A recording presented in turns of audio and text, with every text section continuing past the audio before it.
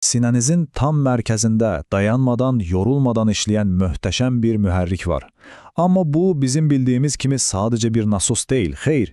Onun öz elektriki var, olduğu mühitə uyğunlaşır və hətta inanın başqaları ilə eyni ritmdə döyünə bilir. Gəlin bu heyrətamiz orqanın pərdə arxasına birlikdə baxaq. Bəli, bu təkcə bir əzələ parçası deyil. Bu, təbiətin yaratdığı mükəmməl bir mühəndislik nümunəsidir. Gəlin görək o necə işləyir və əslində nələrə qadirdir.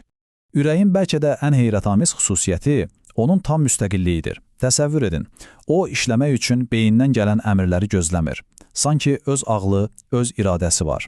Yəni ürəyin içində ona hər döyüntü üçün lazım olan o ilk qığılcımı verən xüsusi bir elektrik sistemi var. Və bu sistem tamamilə avtonomdur, yəni beyindən asılı olmadan işləyir və ürəyə öz unikal, təkrar olunmaz ritmini bəxş edir. Baxın, bu o deməkdir ki, ürəyiniz sadəcə əmrləri yerinə yetirən bir orqan deyil. O həm mühərrikdir, həm də onu işə salan açardır. Düzdür, beyin ürəyin sürətini artıra və ya azalda bilər. Amma o ilk təkanı, yəni döyüntünün özünü yalnız və yalnız ürək özü yaradır. Və bu, işin ən inanılmaz tərəfidir. Bu xüsusiyyət ürəyin əsl texnoloji möcüzə olduğunu göstərir. Elə ürək köçürmə əməliyyatlarının mümkün olmasının da əsas səbəbi budur. Kifayət qədər oksigenlə təmin edildiyi müddətcə, o hətta bədəndən kənarda belə döyünməyə davam edə bilir. Bu, onun nə qədər dayanıqlı olduğunun canlı sübutudur. Yaxşı, bu elektrik müstəqilliyi öz arxasında nə boyda bir mexaniki gücü hərəkətə gətirir. Gəlin indi ürəyin gördüyü işin miqyasına baxaq. Çünki rəqəmlər heç vaxt yalan demir. Təsəvvür edə bilirsiniz, hər gün, bəli, hər gün ürəyiniz təxminən 100 min dəfə döyünür. Heç bir fasilə olmadan, heç yorulmadan. Bu döyüntülərin nəticəsində hər gün 7,5 min litrdən çox qanı bütün bədəninizə qovur. Bu da o deməkdir ki, sizin hər bir hüceyrəniz məhz bu fasiləsiz iş sayəsində həyatda qalır. Bir ömür boyu isə bu rəqəm ağlasığmaz bir həddə çatır. 2,5 milyard. Bir anlıq dayanıb bu astronomik rəqəmin möhtəşəmliyini düşünün. Belə deyim də, ömrü boyunca ürəyin vurduğu qanla bir yox, bir neçə nəhəng neft tankerini ağzına qədər doldurmaq olardı. O balaca orqanın belə bir ağlasığmaz gücə sahib olması həqiqətən də heyrətamizdir. Deməli, ürəyimiz çox güclüdür. Yaxşı, bəs görəsən mühit dəyişəndə nə qədər çevik ola bilir? Gəlin onu götürüb ən ekstremal şərait aparaq, birbaşa kosmosa. Kosmosun o çəkisizlik şəraitində mikrogravitasiyada fizika qanunları dəyişir və məlum olur ki, ürək də onlarla birlikdə dəyişmək məcburiyyətində qalır.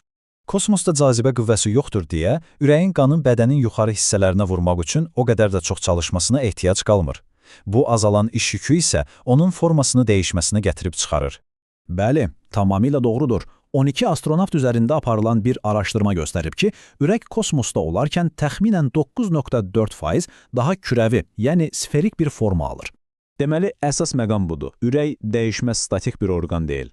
O, şəraitə uyğun olaraq öz formasını və strukturunu daim yeniləyən dinamik bir sistemdir.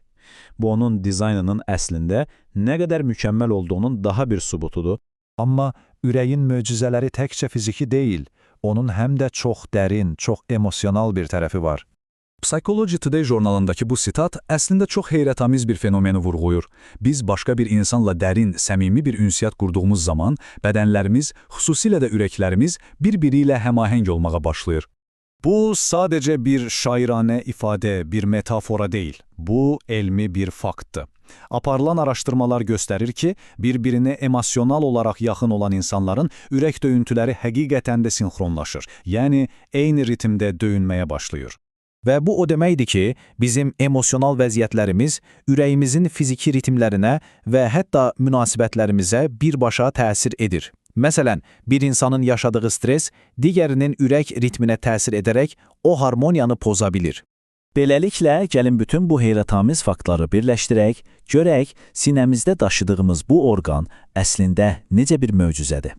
Deməli, öz elektrik stansiyası olan bir mühərrik, şəraitə görə formasını dəyişən bir adapter və başqa ürəklərlə eyni ritmdə döyünə bilən bir sensor.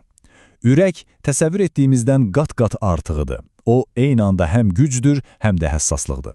Bu möhtəşəm mühərrik hər saniyə sizin üçün çalışır. Onu başa düşmək, onu qorumaq üçün atılacaq ilk addımdır. Yaxşı, bəs siz bu möcüzənin qayğısına qalmaq üçün nə edirsiniz?